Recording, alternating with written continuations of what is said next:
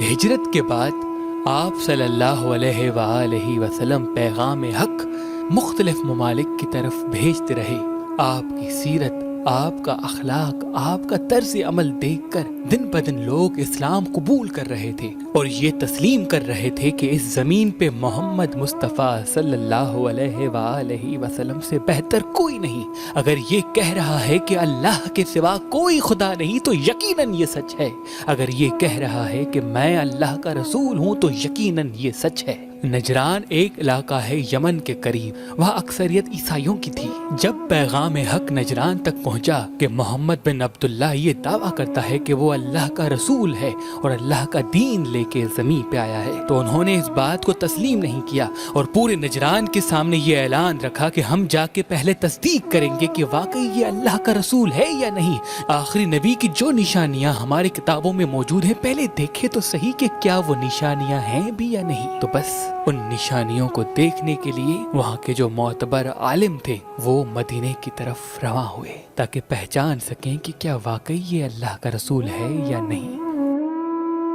ان کی کتابوں میں جو آخری رسول کی نشانیاں تھیں ان میں پہلا شرط یہ تھا کہ جو آخری پیغمبر آئے گا وہ سادگی پسند کرے گا، مہنگے اور اچھے لباس پہننا، مہنگی چپل پہننا ان کو پسند نہیں ہوگا، اور دوسری کہ وہ مہمان نواز ہوگا، کوئی بھی اس کے پاس جائے گا تو اس کو اپنے ساتھ بٹھائے گا، اور تیسری ان کا کوئی محل نہیں ہوگا، اور چوتھی کہ ان کے گھر والے بھی ان کی طرح سادگی اختیار کریں گے، یہاں تک کہ ان کے پاس بھی پہننے کے لیے اچھے کپڑے تک نہیں ہوں گے۔ بس اہل نجران مدینے پہنچ کر یہ پوچھنے لگے کہ کہاں ہے تمہارا بادشاہ محمد، کہاں ہے اس کا محل؟ تو لوگ کہنے لگے محمد اور ان کا محل، وہ تو بہت ہی سادہ سے گھر میں رہتے ہیں اور کوئی بادشاہ نہیں، وہ تو اللہ کے رسول ہیں، مٹی پہ سوتے ہیں اور سادگی پسند کرتے ہیں۔ تو اہل نجران ایک دوسرے کو دیکھنے لگے اور تجسس تھا کہ اس محمد کی زیارت کریں، اور سب لوگوں نے کہا کہ اگر محمد سے ملنا چاہتے ہو تو جاؤ، مسجد نبوی میں وہ اللہ کی عبادت کر رہے ہوں گے۔ تو اہل نجران مسجد نبوی میں آئے، دیکھا کہ حضور صلی اللہ علیہ وآلہ وسلم کے پھٹے ہوئے کپڑے جو اتنی جگہوں سے سیے ہوئے تھے جس کو کوئی بھی تاریخ لکھنے والا بیان نہیں کر سکتا، اور ان کے چہرے پہ وہ نور، وہ روب کہ وہ حیران رہ گئے۔ بالآخر وہ قریب آئے اور کہنے لگے کہ محمد تم ہو؟ حضور پاک صلی اللہ علیہ وآلہ وسلم نے سینے سے لگا کر اپنے ساتھ بٹھایا۔ وہ حیران رہ گئے کہ یہ ساری علامات تو آخری پیغمبر کی ہیں۔ بالآخر مباہلہ شروع ہوا۔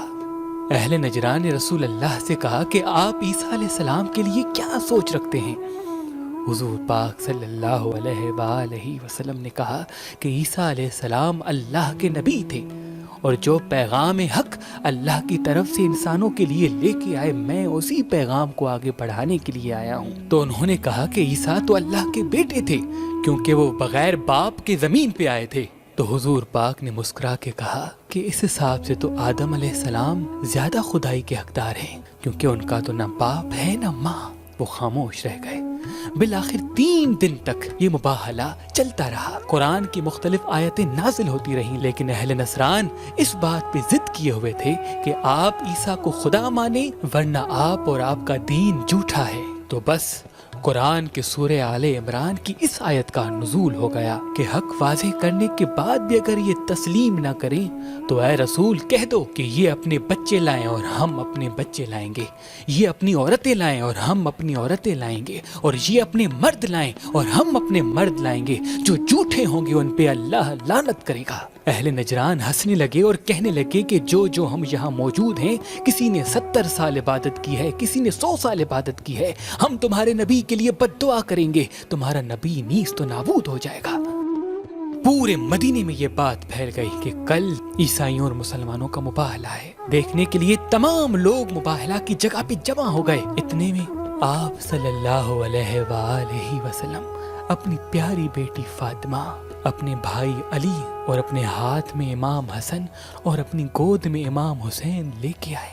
اہل نجران نے پوچھا یہ تمہارے نبی کے ساتھ کون آئے ہیں؟ تو لوگوں نے کہا یہ جو عورت ساتھ ہے یہ ہمارے نبی کی بیٹی فاطمہ ہے۔ اور جو مرد ان کے ساتھ ہیں یہ ہمارے نبی کا چچا زاد بھائی اور ان کا داماد علی ابن ابی طالب ہیں، اور یہ جو بچے ان کے ساتھ ہیں یہ حضور صلی اللہ علیہ وآلہ وسلم کے پیارے نواسے اور جنت کے سردار حسن و حسین ہیں۔ جب اہل نصران نے پنجتن پاک کے سادہ سے سادہ تر لباس اور نورانی چہروں کو دیکھا تو ایک دوسرے سے کہنے لگے کہ یہ اگر آج دعا کر لے یہ پہاڑ بھی ریزہ ریزہ ہو کر ہم پہ گر جائے تو یقیناً گر جائے گا۔ ان کے چہروں سے یہ معلوم ہوتا ہے کہ یہ اللہ کے محبوب سے محبوب تر بندے ہیں، اور دوڑتے گئے اور کہتے گئے یا محمد ہمارے لیے بد دعا نہ کرنا، ہم تسلیم کرتے ہیں تم اللہ کے رسول ہو، ہم مانتے ہیں کہ تم حق کا دین لائے ہو، اور کسی کو نہیں روکیں گے کہ کوئی بھی دین اسلام قبول نہ کرے۔ اور اللہ اکبر کی صداؤں سے میدان گونج اٹھا۔